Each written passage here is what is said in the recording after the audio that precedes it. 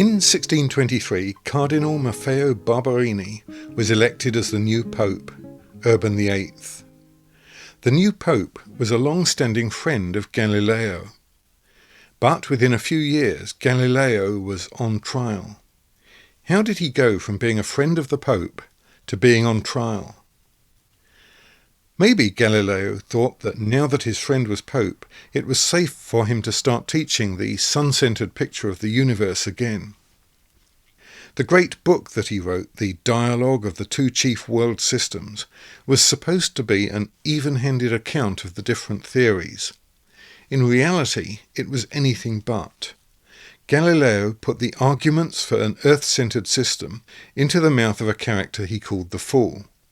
And he put some of the arguments the Pope had used into the mouth of the Fool. This was not a smart move. Galileo was put on trial. They discovered that in 1616 he'd been warned not to teach this system. Now he'd ignored the warning. He'd made the Pope look stupid. Perhaps it isn't so surprising that he was found guilty. Well, when we say Galileo was a friend of the Pope, that doesn't mean to say that they were mates who went out for a drink together. It meant that Galileo was a favoured client of the Pope. The Pope was keen to patronise Galileo, help his career. But that kind of relationship was one which had to be handled quite carefully. And the Pope expected that Galileo would, as a result, help increase his own prestige through Galileo's scientific work. So Galileo did have permission to write a book on the differences between Copernicus and the traditional Greek cosmology. That was the standard belief at the time that the Church was standing by, together in fact with almost all scientists of the day. But what in fact Galileo did was he wrote a book which comprehensively debunked Greek cosmology in favour of Copernicus. And then at the end of it he compounded his error by including an argument that the Pope himself had given him in the mouth of the person who in the book is really the fool. He's the fool guy. And the Pope clearly was not going to tolerate that. The Church had given permission for Galileo's book to be published because it was believed by the censor that the Pope had given it his blessing. But it was only when the Pope himself read it and realised that Galileo had tried to make a fool of his own argument that he became extremely angry. One contemporary witness notes that the Pope exploded with rage when he read what Galileo had said. And at that point it became personal. And in that period you simply couldn't go around insulting your patron. You certainly couldn't go around trying to parody the Pope. And for that reason the Pope decided something had to be done with Galileo. An example had to be made of him. It's arguable that if Galileo had been a little bit more subtle, then none of this would have blown up, and eventually the Church would have simply quietly revised its views on Copernicus. Galileo wrote a book about the Copernican world system in comparison with the old world system of Aristotle. He called it the Dialogue. In the Dialogue there are three characters who have conversations with each other about the Aristotelian view, about the Copernican view, and they try to decide who's right. One of those characters speaks for Galileo, unabashedly pro-Copernican. He makes all the best arguments, he offers all the best jokes. Another character speaks very clearly for Aristotle. The views of Aristotle were still held by many in the Church, including the Pope. And that character is kind of dumb-witted in the book. He loses all the arguments, he's the butt of many of the jokes. And even his name is a bit of a pun. His name in the book is Simplicio, which is not too much different from the Italian word for simpleton. He does give one the impression of being rather a simpleton in the book. At the end of the book, there is an argument right before the final paragraphs.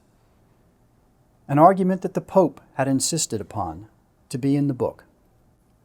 And Simplicio makes the argument. And in the context of reading the book as a whole, it's pretty clear that Galileo is not taking that argument very seriously. When you combine this with the fact that many of the other views that were held by the Pope and by many of the other church officials and astronomers at the time are all found in the mouth of Simplicio, it doesn't make for a very good impression. The Pope was pretty upset when he saw this. At that point, he ordered the Church to look into the files they had on Galileo and to see the history of this situation. Then they saw that he'd been instructed not to teach or hold the Copernican view, and he was brought to Rome and placed on trial for suspicion of heresy. It's a debate, it's a dialogue between three men, one of whom believes that the earth rotates around the sun, the other one who doesn't believe that the earth rotates around the sun, and a sort of balancer in the middle. It's in the dialogue form, a threefold conversation, very popular in the Renaissance, in books on art and law and all sorts of subjects. In this book, Galileo is not balanced. The man who disagrees with the moving earth is called Simplicius, which even in Latin and in Italian meant more or less the same as in English, simple.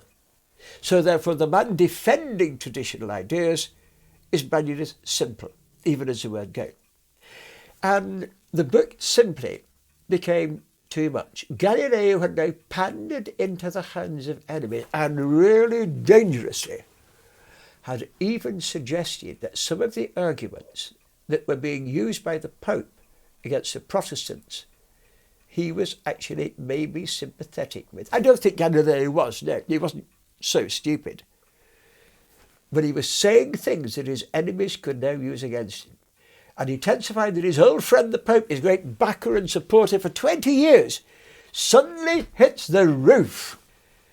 And there was nothing more blood-curdling than an inflamed Renaissance Pope. Yet, when he is put on trial, he is treated with great respect. His judges stand and bow to him. He is not kept in prison. He is actually put up in a cardinal's house in Rome. So instead of being locked in jail, as is the common idea, he was being waited on in a cardinal's palace and going for his trial hearings. We've seen that this scientific evidence didn't show clearly that the Earth goes round the sun. Galileo couldn't prove this. We've seen that Galileo was a bit of a thug with a knack for making enemies. And we've seen that the book that he wrote insulted the Pope.